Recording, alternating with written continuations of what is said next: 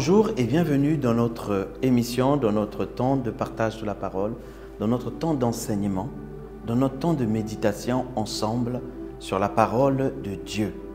Alors nous allons prier pour recommander ce moment. Seigneur, notre Père, notre Dieu, toi qui es le Créateur du ciel et de la terre et de tout ce qui vit. Nous te disons merci pour la vie que tu nous donnes ce matin. Nous te disons merci parce que tu es avec nous.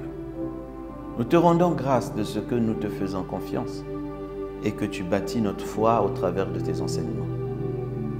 Merci Père pour ce moment que nous recommandons à ta gouvernance par ton esprit qui a le mandat de nous enseigner et de nous conduire dans toute la vérité. Seigneur, manifeste-toi et parle-nous au nom de Jésus-Christ. Amen.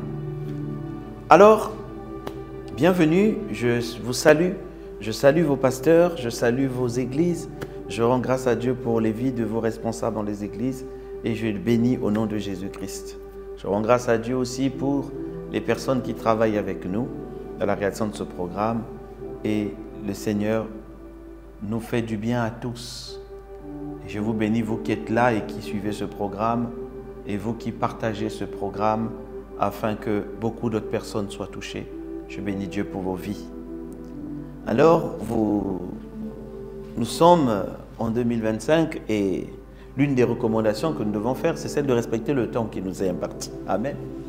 Et c'est ce que nous allons essayer de travailler pour ma part. Depuis le début de cette année, le Seigneur nous a parlé de la foi. La foi comme étant le moteur même de l'action ou de la réussite de tout ce que nous avons sous la grâce, car la Bible dit « Nous avons cru en Seigneur Jésus-Christ qui, dans le livre de Romains 5, versets 1 et 2, que la Bible déclare que le Seigneur Jésus-Christ, étant donc justifié par la foi, nous avons la paix avec Dieu en Seigneur Jésus-Christ, en qui nous devons d'avoir eu par la foi accès à cette grâce dans laquelle nous me renferme et nous nous glorifions dans l'espérance de la gloire de Dieu. Donc, la foi nous donne accès à la grâce pour que nous puissions saisir la grâce. Et la grâce est abondante, elle est disponible. Elle est disponible encore plus cette année pour vous et pour moi. Mais c'est notre niveau de foi qui va permettre que nous puissions saisir le niveau de grâce ou voir la grâce se manifester. Parce que la foi est le bras qui saisit la grâce dans l'invisible et la rend visible dans le monde physique.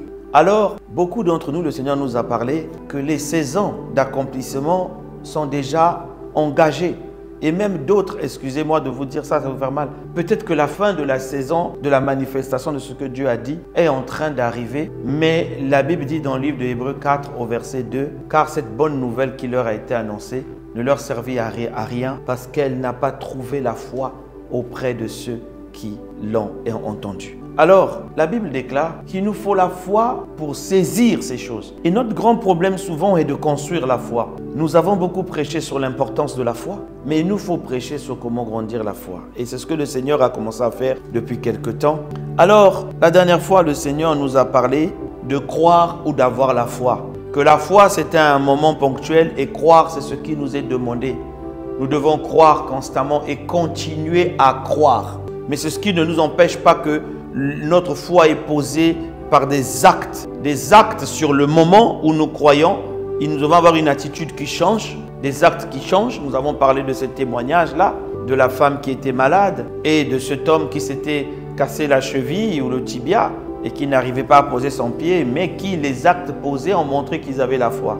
Alors, il ne consiste pas seulement qu'à dire la foi, mais à voir les actes que vous posez qui sont associés. Et le Seigneur nous a dit de croire. Et c'est là notre problème. Souvent, le temps a raison de nous. Alors, nous devons continuer à croire. Parce que Jésus a dit, si vous dites à cette montagne, ôte-toi, jette-toi de la mer, si vous ne doutez pas dans votre cœur, mais vous croyez que ce que vous avez dit arrive, vous le verrez s'accomplir. Si ça arrive, c'est que ce n'est pas encore devant nous. C'est en train d'arriver. Et nous le verrons s'accomplir.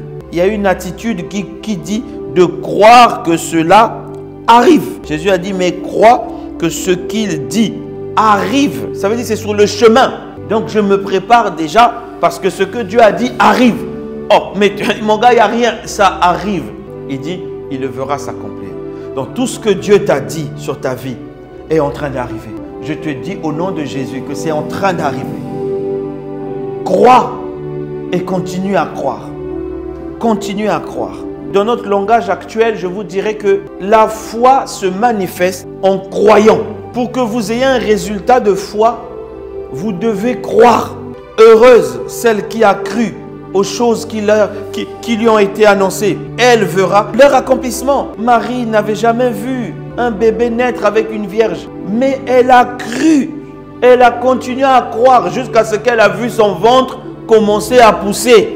Et elle a cru jusqu'au bout, jusqu'à ce qu'elle a accouché. Heureuse celle qui a cru. C'est aussi par la foi que Sarah crut en la fidélité de celui qui avait fait la promesse. C'est ainsi qu'elle fut rendue capable de concevoir. Isaac est venu de la foi d'Abraham, mais surtout de la foi de Sarah. C'est Sarah qui devait croire qu'à son âge, elle pouvait avoir. Et elle a cru, elle a dit le Dieu en question, il est fidèle, il est fidèle, il est fidèle. J'ai vu, il va faire. Et puis, boum! Elle est tombée enceinte. Il faut associer votre croyance à vos paroles. La Bible dit c'est en croyant du cœur qu'on y arrive. C'est en déclarant de la bouche. La Bible dit voilà, nous avons reçu le même esprit de foi selon qu'il est dit j'ai cru. Voilà pourquoi j'ai parlé. De l'abondance du cœur, la bouche parle. Quand tu ne crois pas à l'intérieur de toi, tes paroles seront fausses. Alors tu dois croire, tu dois croire.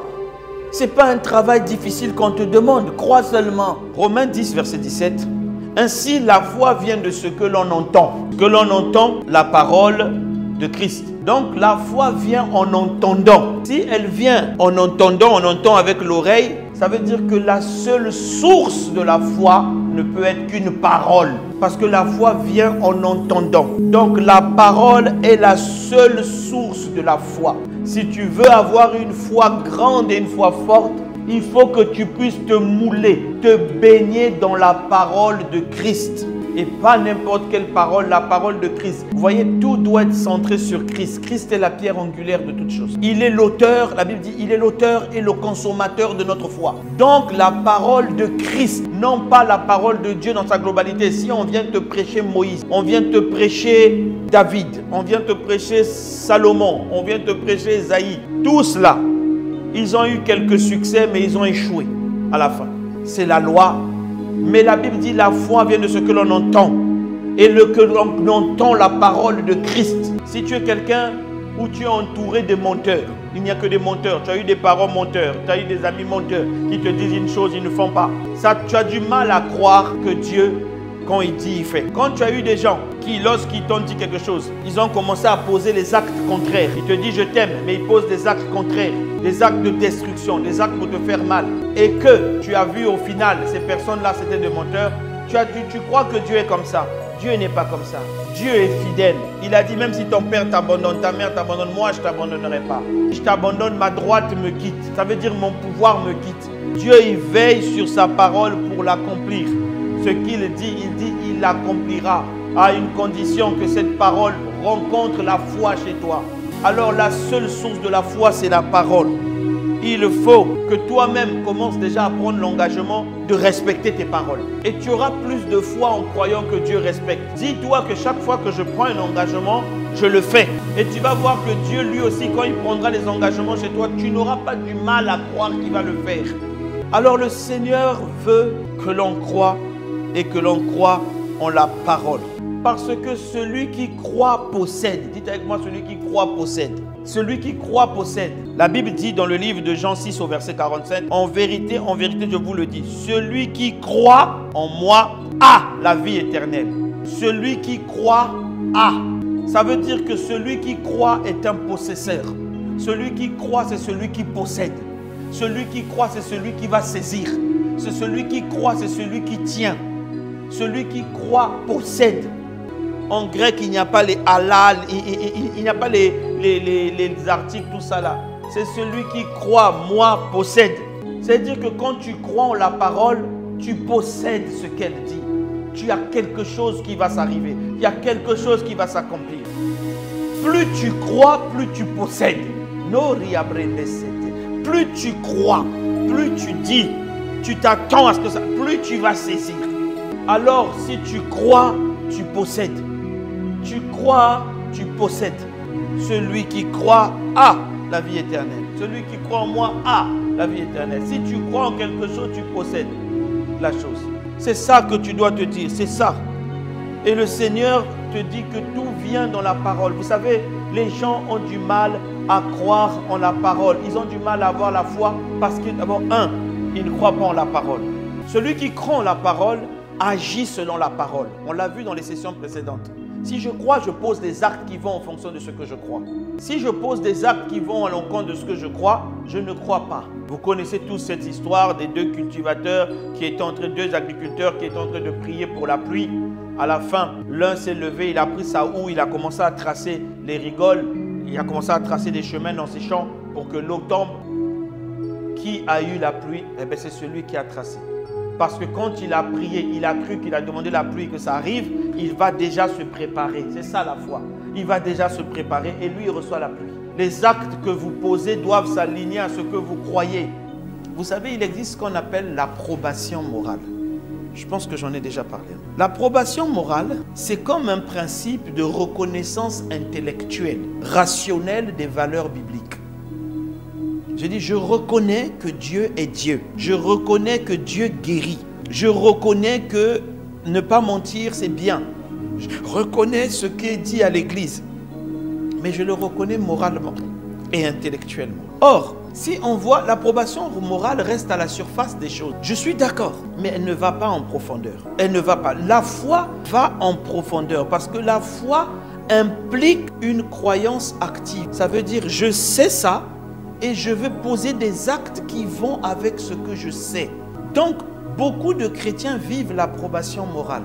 Je vous ai déjà donné quelques témoignages, comme disait Kenneth Hagin, de cette femme qui était allongée, elle connaissait les Écritures, elle connaissait tout.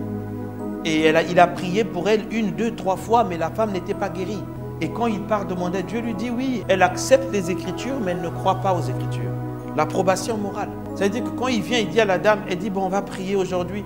Il lui dit, non madame, que dit la Bible? La Bible dit ça, ça, ça. Elle connaissait les versets. Il dit, mais pourquoi donc tu es assis? Si tu crois en ça, pourquoi tu es assis? Pourquoi tu es couché? Elle regarde Kenneth et puis elle dit à Kenneth, ok, sortez de ma chambre. Il est sorti de la chambre. 5 minutes après, la femme marchait. Elle est sortie, elle était guérie. Parce qu'elle s'est dit, si je crois, il faut que je marche. Elle s'est mise debout, la maladie est partie. Ça veut dire que l'approbation morale, beaucoup d'entre nous, nous croyons en Dieu. Beaucoup d'entre nous, nous savons que Dieu fait de grandes choses. Nous l'avons vu agir dans la vie des autres. Mais beaucoup ne croient pas que Dieu peut faire ça dans leur vie. Beaucoup. La foi implique une croyance active et une force qui nous pousse à agir. Une force qui nous pousse à poser un engagement profond. On peut avoir l'acceptation, l'approbation morale, mais on n'a pas de foi. Et beaucoup de chrétiens viennent dans les églises.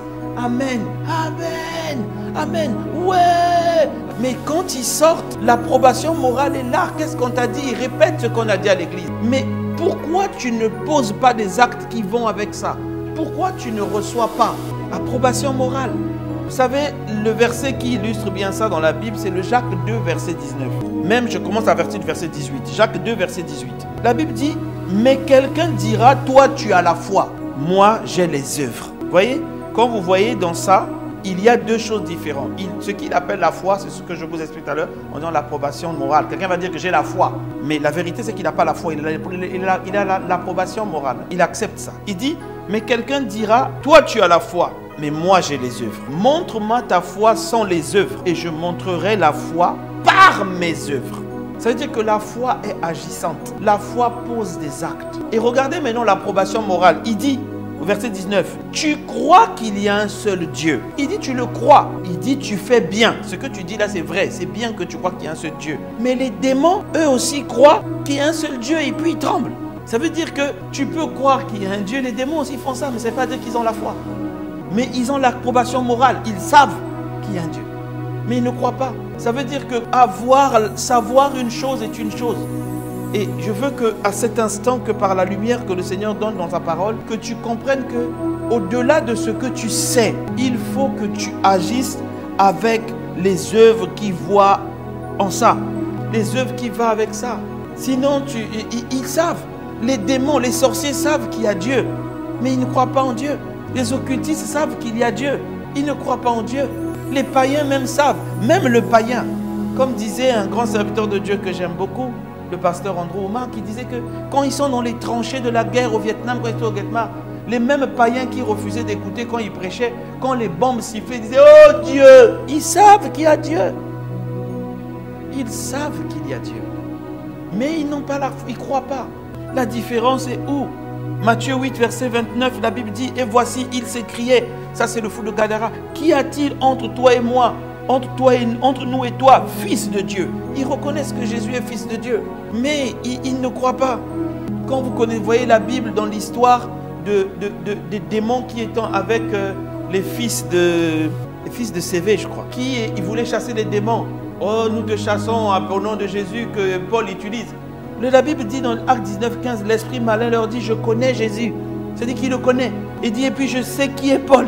Mais vous, qui êtes-vous? Et l'esprit les a tapés. Ça veut dire qu'ils savaient que le don de Jésus avait le pouvoir, mais ils n'avaient pas la foi pour ça. Et l'esprit les a liés, les a cognés. Vous voyez, nous avons besoin de quitter l'approbation morale et de rentrer dans la foi. Nous avons besoin de quitter les acceptations des cris, des slogans et rentrer dans la foi. La Bible dit que quand la parole de Christ est répandue, le diable veut venir l'enlever. Mais il faut qu'elle tombe dans la bonne terre afin qu'elle produise 100, 300, 1000. Mais la bonne terre, quand on prêche ce verset sur le semeur, tout le monde croit qu'il est la bonne terre. Mon frère, tu n'es pas forcément la bonne terre, mais tu dois devenir la bonne terre. La bonne terre, c'est celle qui prend la parole et qui la fait vivre, qui la saisit et qui la travaille avec. C'est celle qui pose les actes de foi, les œuvres de la foi. J'ai cru, j'ai parlé, j'ai cru, j'ai agi, j'ai cru.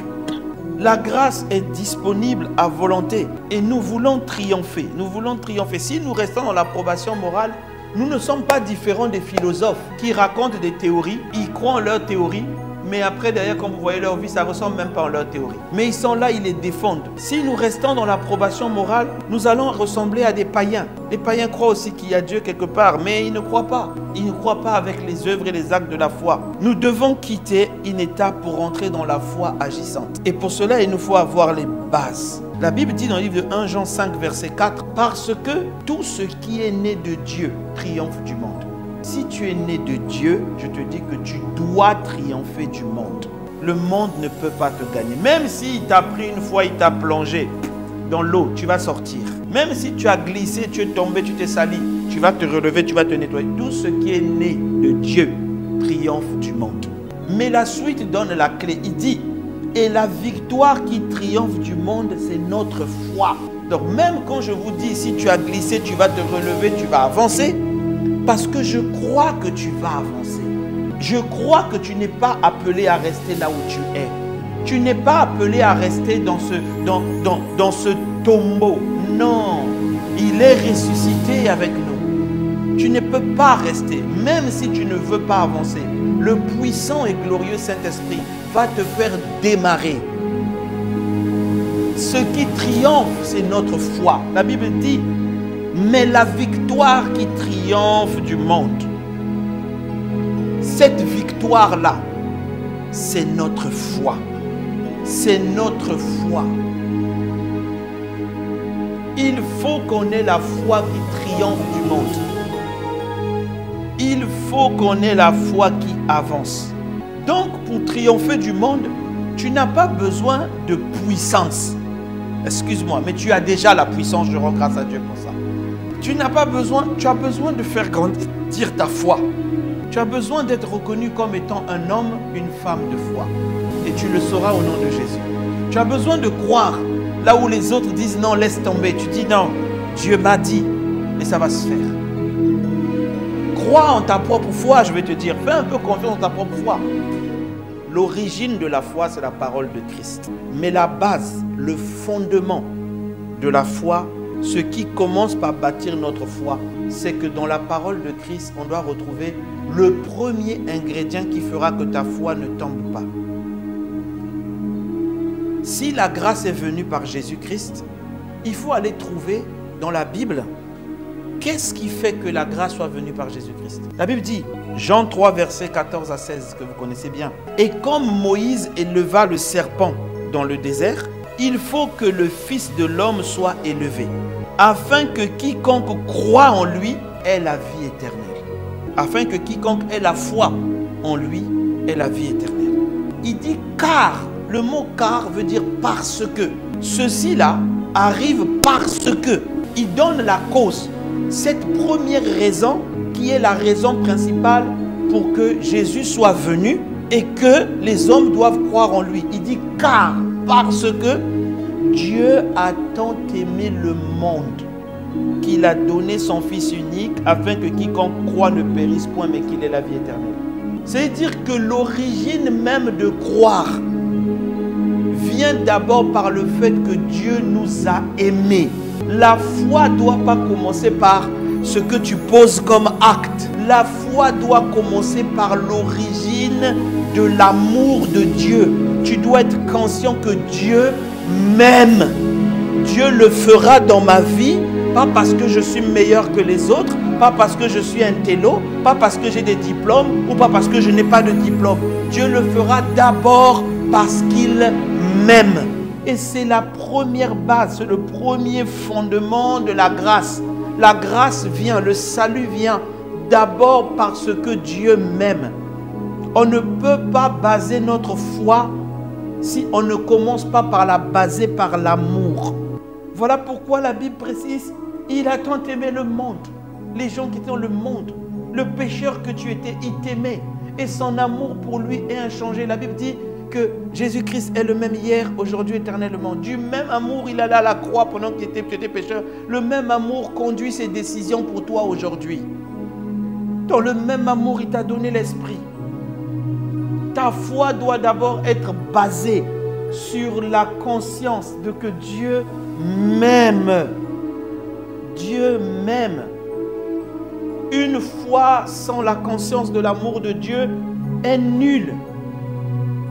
La Bible dit dans 1 Corinthiens 13, verset 13, « Maintenant donc, ces trois choses restent. » Le livre verset 21. La foi, l'espérance et l'amour. Pourquoi il dit la foi en premier? Parce qu'il sait que la foi est très importante. Il dit l'espérance après, il met l'amour en dernier. Au début, quand on croit ça, on va croire que la foi passe avant l'amour. Faux! Mais le verset finit en disant, mais la plus grande des trois, c'est l'amour. Donc l'amour est plus grand que tout ça. Mais comme l'amour ne se vante pas, elle ne peut pas se positionner en premier. Le verset bien avant vous dit, l'amour ne se vante pas. Donc l'amour ne prend pas la première place. L'amour ne dit pas c'est moi seulement, c'est moi, c'est moi. L'amour est humble. Donc voilà pourquoi l'amour est classé quand on dit les trois choses, la foi, les trois d'amour. Mais il te précise que la plus grande des choses, c'est l'amour. Pourquoi? Parce que sans l'amour, tu ne peux pas avoir la foi. Le verset qui vient avant, si vous lisez toujours dans 1 Corinthiens 13, la Bible dit, si j'ai la foi, même jusqu'à transporter les montagnes, si j'ai la foi, mais si je n'ai pas l'amour, je ne suis rien. Ça veut dire que la foi sans amour ne fonctionne pas. La foi est dirigée, portée, diriguée par l'amour. Quand je n'arrive plus à croire que telle ou telle promesse va se réaliser, je me dis ça va se faire. Pourquoi? Parce que Dieu m'aime. Parce qu'il n'est pas un homme pour mentir, ni un fils d'homme pour se repentir. Ce qu'il a dit sur moi, il le fera. Satan, tu ne m'auras pas à toujours, parce que tu as échoué. Et l'amour qui t'a cloué à la croix, l'amour dont Satan a perdu le repère. Satan a dit, mais comment il peut faire ça pour des gens comme ça? Comment? Cet amour-là, le même amour va te faire tomber devant moi. C'est de l'amour de Dieu que Dieu a décidé de venir habiter en nous. Parce qu'il nous aime. Mais c'est l'amour qui est le premier socle de la foi. Imaginez-vous quelqu'un qui a une voiture et qui rentre dans sa voiture, mais la voiture n'a pas d'essence. Il démarre, voum voum, et la voiture ne démarre pas. Il tourne la clé, ça ne démarre pas. Il sort de la voiture, il s'énerve, il dit la voiture là ne fonctionne pas.